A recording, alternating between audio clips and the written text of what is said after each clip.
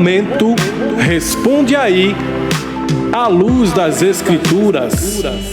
E hoje no quadro Responde aí à luz das Escrituras, ele que é o nosso colaborador fiel na realização deste quadro. Ele a quem nós temos grande afetividade, grande estima, o professor e pastor João Carlos Ferreira Félix, pastor da Igreja Batista no Córrego da Fortuna, em Recife, meu querido Pernambuco, professor de grego e exegese do Novo Testamento, professor grata e feliz por mais uma vez contar com a sua gentil participação. E das suas palavras iniciais? Eu estou aqui, mais uma vez, grato a Deus por esse chamado, e por poder estar participando mais uma vez desse programa que tem alcançado tantas pessoas e tirado tantas dúvidas e introduzido, nesse momento na rádio a ideia de Deus, o pensamento de Deus, a palavra de Deus para pessoas que precisam. Eu que me sinto honrado de estar aqui com vocês. A honra é nossa, a satisfação é nossa. E o tema de hoje é: a Igreja Evangélica Brasileira tem crescido por conversão ou adesão? E o pastor Hernandes Dias Lopes, no seu livro Morte na Panela, uma ameaça real à igreja, ele diz o seguinte: quando enchemos a boca para falar do crescimento espantoso da igreja evangélica brasileira, com ufanismo, ou seja, com vaidade, até anunciamos que a igreja evangélica tomará a nação de assalto e que nas próximas décadas seremos maioria neste país. Precisamos entender que não é o evangelho que está crescendo em nosso país, mas outro evangelho, um evangelho híbrido e sincrético, um falso evangelho. O que estamos vendo na igreja brasileira, ele continua dizendo, pastor Hernandes, não é tanto sinais de abundantes conversões, mas uma corrida galopante de inúmeras adesões. Pois bem, professor João, fale desse paralelo antagônico entre conversão e adesão. Bem, muito bem apropriado o termo antagônico. Por quê? Porque o evangelho, quando ele é proclamado, as boas novas de Jesus, ela é anunciada, ela produz uma conversão. A conversão é o agir de Deus na natureza do pecador, transformando em uma nova criatura. Em 2 Coríntios, capítulo 5, versículo 17, diz assim: aquele que está em Cristo, nova criatura é. As coisas velhas passaram, eis que tudo se fez novo. O termo aqui, nova criatura, a palavra novo aqui é kainos, em grego, que significa novo em relação à forma ou qualidade. Faz relação a algo diferente. Já a palavra criatura, ipsis, é usada para denotar todo o ato de criar ou tudo aquilo que foi produzido no ato criativo. Então, na verdade, a conversão é como se a obra de Deus, que foi falada lá em Gênesis 1:1, fosse repetida na natureza humana. Então, é um milagre realmente de Deus. Então, eu posso dizer que a conversão é alguém que está na igreja transformado por Deus. E a adesão é alguém que está na igreja sem essa transformação. A conversão, ela implica justamente nessa regeneração, Esse novo nascimento, aí, falando aí do texto lá em Gênesis, Dessa semelhança. E na carta aos Efésios, no capítulo 4, dos versos 17 ao 24, diz o seguinte: isto, pois, digo e testifico no Senhor, que não mais andeis como também os gentios andam na vaidade da mente deles, obscurecidos no entendimento, estando alienados da vida de Deus por causa da ignorância existente entre eles, por causa da dureza do coração deles, os quais, tendo se feito insensíveis a si mesmos, entregaram a devassidão para a prática de toda a impureza com avareza. Mas vós não aprendestes assim de Cristo, se de fato a ele ouvistes e nele fostes instruídos, como está a verdade em Jesus. Já vos despojardes segundo a anterior conduta do velho homem, o que se corrompe segundo os desejos do engano, e serdes renovados no espírito da vossa mente, e vos revestirdes do novo homem segundo Deus, criado em justiça e santidade da verdade. Pois bem, professor, neste texto eu destaco as palavras despojar, renovar e revestir. Professor, fale então desse despojar da conduta do velho homem, da renovação da mente e de se revestir da nova natureza, o que de fato implica numa genuína conversão e não numa mera adesão.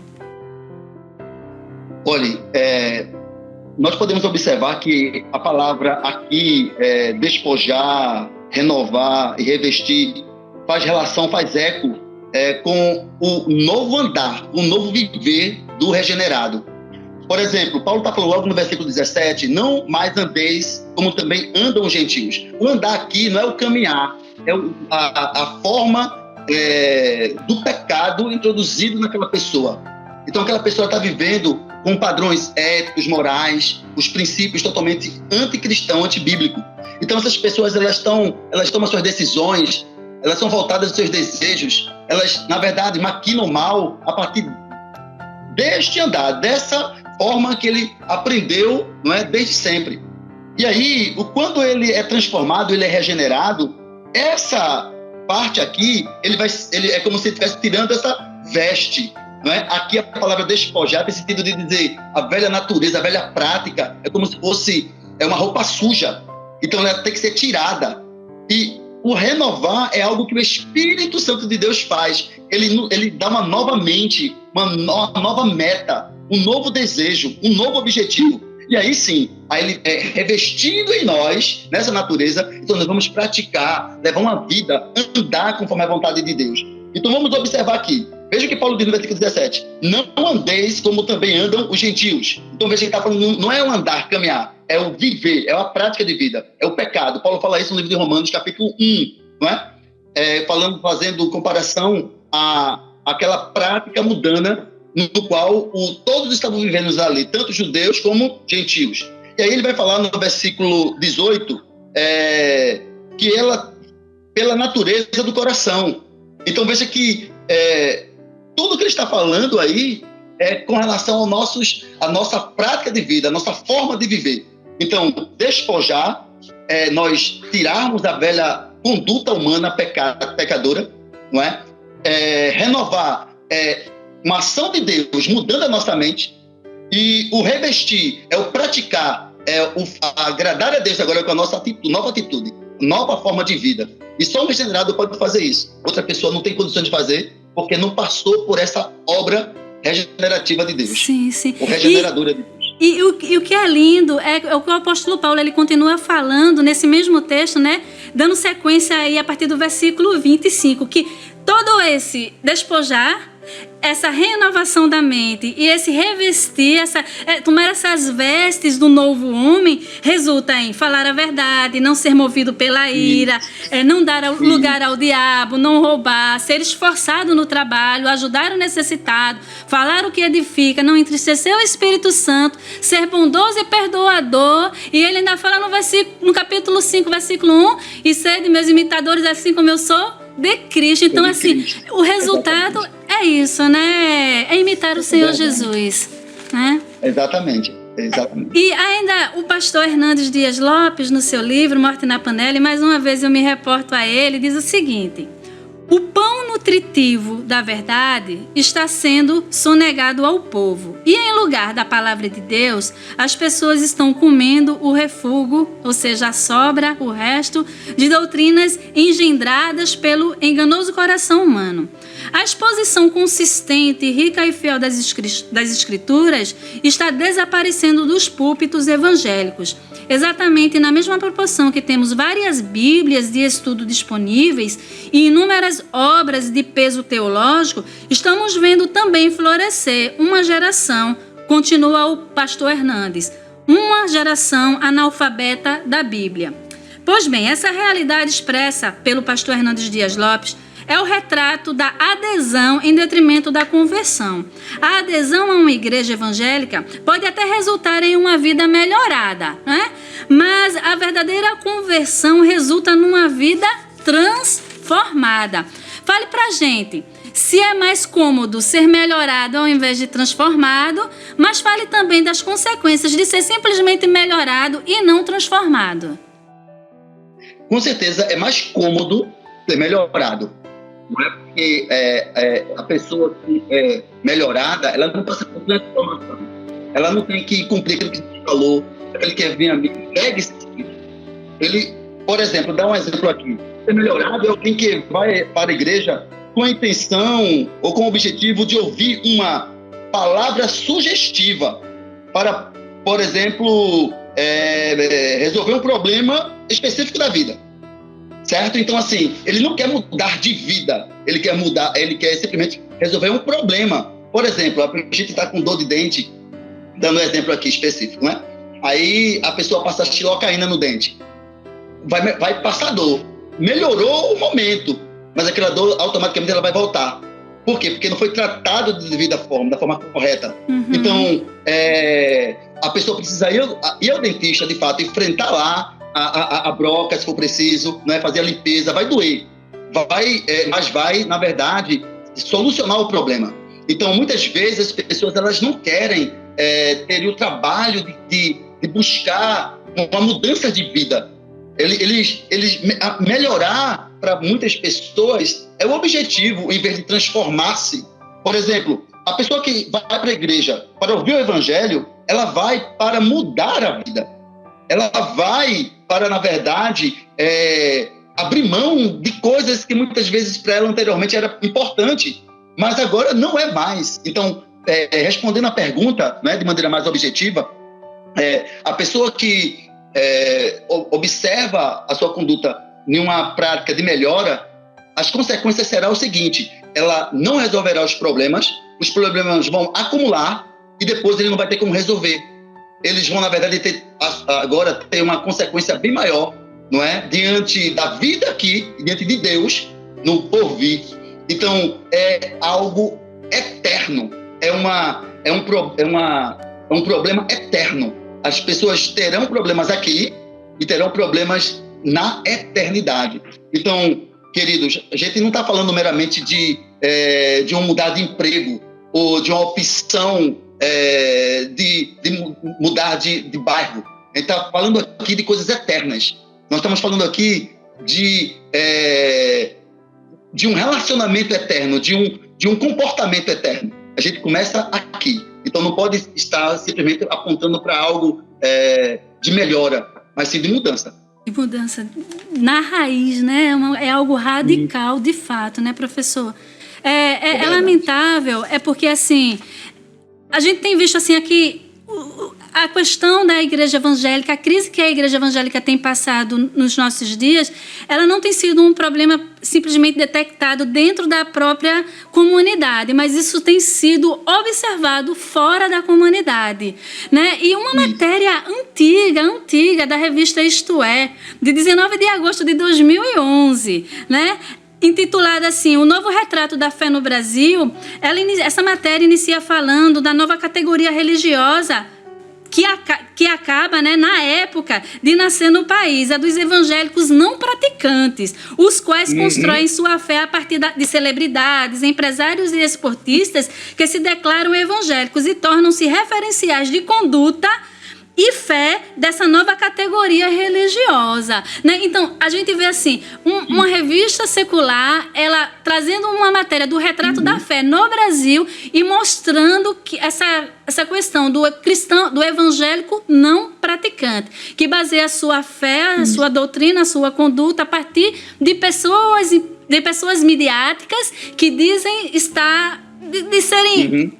de alguém que aderiu à fé cristã, né? E é interessante que uma professora da Umesp, ela diz na matéria, acerca desse contexto evangélico, que Deus ele é constituído de multiplicidade simbólica, é híbrido e pouco ortodoxo, redesenhado a lápis, cujos contornos podem ser apagados e refeitos de acordo com a novidade da próxima experiência. Ou seja, a gente vê fiéis hoje em que fazem um desenho de Deus à sua conveniência, mas de repente se desagrada, apaga e redesenha de acordo com o que quer. E esse é um retrato triste, muito triste, que a gente vê na nossa nação, de um cristianismo, né, de um cristianismo, entre aspas, de um evangelho, entre aspas, que não é o verdadeiro evangelho. Como fala o pastor Hernandes, é um evangelho híbrido, sincrético, não é um verdadeiro evangelho que tem sido propagado, né?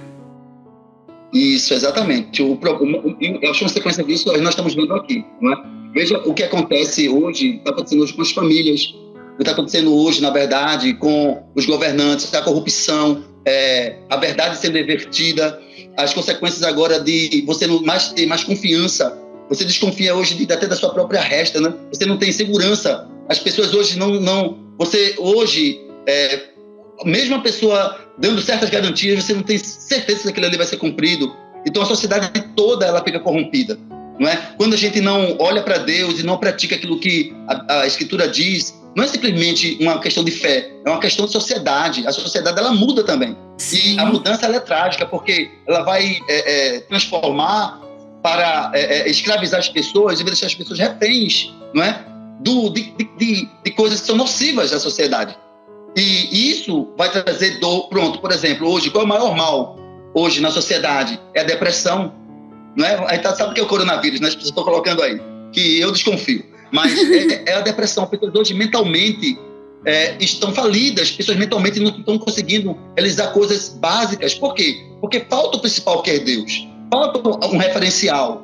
Não é? As pessoas hoje se apegam a qualquer coisa, mas não se apegam naquele que, na verdade, é o detentor de toda a segurança da humanidade, do planeta, do mundo, do universo, que é Deus. Não é? Isso, quando é tirado, ficamos sem chão. E a igreja tem esse papel, essa responsabilidade de mostrar o verdadeiro evangelho, Deus realmente com os seus, apresentar o Deus, né, com os seus atributos reais, de fato, um Deus onipotente, onipresente, onisciente, todo-poderoso, que não é desenhado e redesenhado à conveniência do ser humano, não é isso? E a nação, como você bem disse, está do jeito que está, porque está faltando também parte, existe parte de responsabilidade também da igreja evangélica que não tem se posicionado da forma correta, né? Mas sabemos que existe sempre o remanescente, né, professor? É verdade. Graças a Deus por isso, né? É verdade. Graças a Deus por esse remanescente. Amém. Aqui, né, esse programa é um remanescente. Amém, glória a Deus, louvado seja o nome do Senhor. Que mostra a verdade, né? Eu tenho certeza que quando um programa como esse, né, que fala a verdade, deve passar por vários problemas. Eu acredito que sim, mas eu tenho certeza que Deus está no controle de todas essas coisas. Amém. Mesmo tendo pouco, mas é forte. Amém. O texto da carta do apóstolo Paulo ao pastor Timóteo, no capítulo 4, versos 3 e 4, eu acho super atual essa passagem, e que diz o seguinte: porque virá tempo em que não suportarão a sã doutrina, mas tendo comichão, ou seja, coceira nos ouvidos, amontoarão para si mestres conforme seus próprios desejos e desviarão os ouvidos da verdade, voltando às fábulas. Professor João, estamos vivendo dias em que as pessoas não querem ouvir as verdades da palavra de Deus. Antes querem ouvir coisas que massageiam o ego, que satisfaz. Isso é uma evidência da crescente adesão ao invés da conversão? Com certeza, certamente. Né? O nosso maior mal hoje é achar que o número crescente de evangélicos, sem a devida proclamação do evangelho, tem sido bom para a gente. Não tem. Por quê? Porque as pessoas que estão lá, pode ter aumentado o número, mas desordenadamente, não é? E também sem a devida fonte, sem estar sendo nutrido pela devida fonte. Então, qual é a questão hoje? As pessoas não querem ouvir o evangelho. As pessoas elas vão para a igreja para fazer o quê? Por exemplo, ela vai querer ouvir uma piada, vai querer ouvir uma anedota, vai querer ouvir muitas coisas. Mas quando ela ouve o evangelho, ela não fica. Ela vai criar problema, ela vai querer, na verdade, ir para um lugar onde tem aquilo. Então, com certeza, hoje nós podemos dizer que existe sim uma crescente adesão. As pessoas não estão indo em busca de Deus, estão em busca de ouvir o que querem. Por exemplo, é como se as pessoas fossem ao teatro, fosse ao cinema, fosse ouvir alguém que conta piada, fosse, na verdade, para um lugar de entreter. A igreja é um lugar onde a gente vai ouvir a transformação da vida, a palavra de Deus pregada para a nossa correção. E hoje as pessoas não querem isso. As pessoas acham que igreja simplesmente é um lugar de encontro. Não, a igreja é um lugar onde Deus fala para o seu povo, corrigindo, direcionando, renovando. E hoje as pessoas não querem isso. As pessoas elas vão ali muitas vezes para ver uma peça teatral. Hoje a igreja virou o quê? Virou hoje, vamos dizer assim, uma mera discoteca onde as pessoas vão para dançar. Isso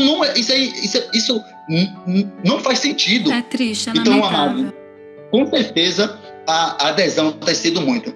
Eu tenho, infelizmente, presenciado, né, sempre tem postados igrejas onde você, olhando para aquela cena, sem o devido contexto, vai dizer que aquela não é uma igreja, pelo que está sendo feito lá dentro.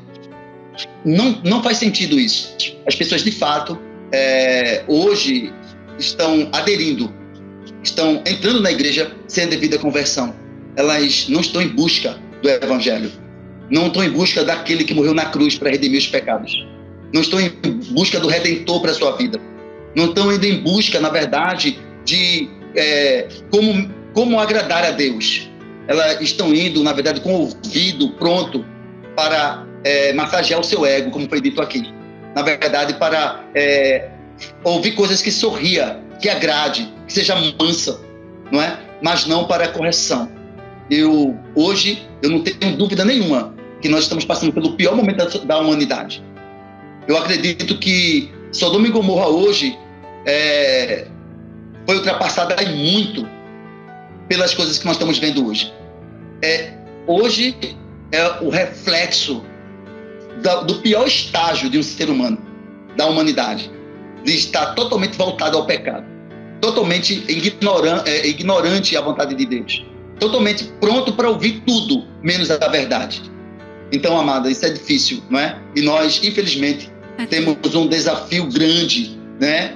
Felizmente nós temos um desafio, mas infelizmente nós vamos sofrer muito para colocar isso em prática. É um cenário realmente triste, parte o coração, dói na alma, de fato, ao ver exatamente isso mesmo que você disse, que assim, muitos contadores de stand-up, né, comediantes nos púlpitos, e as pessoas dizendo que ouviram boas pregações, porque sorriram, porque se divertiram, ouviram o que queriam ouvir. Ou então mensagens superficiais que falam tão somente de uma graça, não ali apresentada como o apóstolo Paulo apresenta lá em Romanos, mas uma graça barateada, né? E, na verdade, uma mensagem baseada na filosofia do antinomianismo, avessa a lei, as normas, as regras, que tão somente massageia o ego, porque a palavra de Deus a gente sabe que ela edifica e ela consola, mas à medida que ela também edifica e ela consola, ela também confronta, ela exorta, ela corrige, né? E as pessoas não estão querendo essa parte da palavra de Deus. E aí a gente vê esse texto do apóstolo Paulo, eu vejo de forma super atual. Tempos em que não suportarão a sã doutrina, mas tendo aquela coceira, aquele incômodo nos ouvidos, querendo ouvir o que querem ouvir, amontoarão para si mestres que falem exatamente o que eles querem ouvir. Que Deus tenha misericórdia de nossas vidas, de nossa nação, desse contexto, né, professor? Que Deus tenha misericórdia de nossas vidas. É verdade, porque a realidade ela é tenebrosa. É tirado o verdadeiro e posto um falso. As pessoas elas estão ali achando a situação mais triste é quando alguém pensa estar certo estando errado. O cego, alguém que é cego, não faz diferença a quantidade de luz, ele não consegue contemplar, não é? Essas pessoas elas se encontram assim.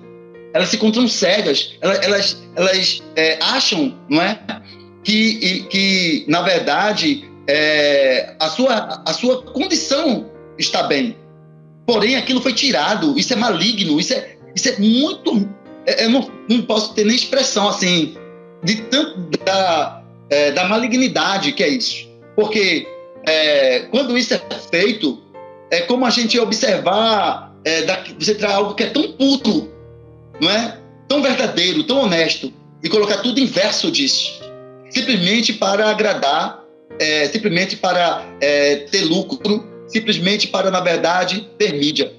Então, assim, é triste, é lamentável. Mas quando a gente observa para esse cenário, também existe uma questão que a gente tem que ficar atento. É que esse cenário demonstra para o fim, não é? Demonstra para que isso vai estar chegando ao final. E aí vem uma responsabilidade de nós nos apegarmos com mais vigor a essa verdade. E aí vai ser uma maneira de chamar mais atenção, porque quanto maior as trevas, por menor que seja a luz, ela vai chamar a atenção. E Jesus fala isso, né? Brilha assim a vossa luz diante dos homens, para que vejam as vossas boas obras e glorifique o vosso Pai que está nos céus.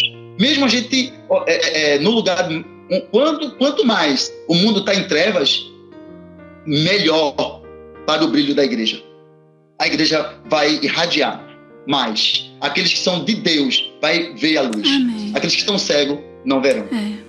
Que Deus tenha misericórdia. E estamos muito gratos por mais essa participação ilustre, enriquecedora de sua parte, professor João Carlos. Que Deus continue abençoando a sua vida, seu ministério, Obrigado. a Igreja Batista aí em Recife. Amém. Que Deus continue abençoando a sua vida, fazendo você esse instrumento de Deus para a glória dele, e que seja cada dia esse obreiro aprovado. Não somente um instrumento, mas obreiro aprovado para a glória de Deus. Amém? Amém, minha amada. Eu que agradeço mais uma vez esse convite. Me sinto honrado em poder estar aqui, fazendo parte desse programa, que tem crescido bastante. E sempre que eu posso, eu acredito que poucas vezes eu não pude assistir, mas eu gosto de assistir porque é enriquecedor. É muito bom. E eu quero também aqui dizer que nós estamos orando por esse programa. Amém. Não é? E sabemos que estar à frente, estar realizando algo assim, requer um desafio. E que Deus dê força a vocês para continuar nessa caminhada firme e forte. Amém. Sabendo que Deus, né? Deus está no controle de todas as coisas. Amém. Deus abençoe. Amém. E agora, nós vamos para um rápido intervalo e logo retornaremos com o programa Maravilhosa Graça.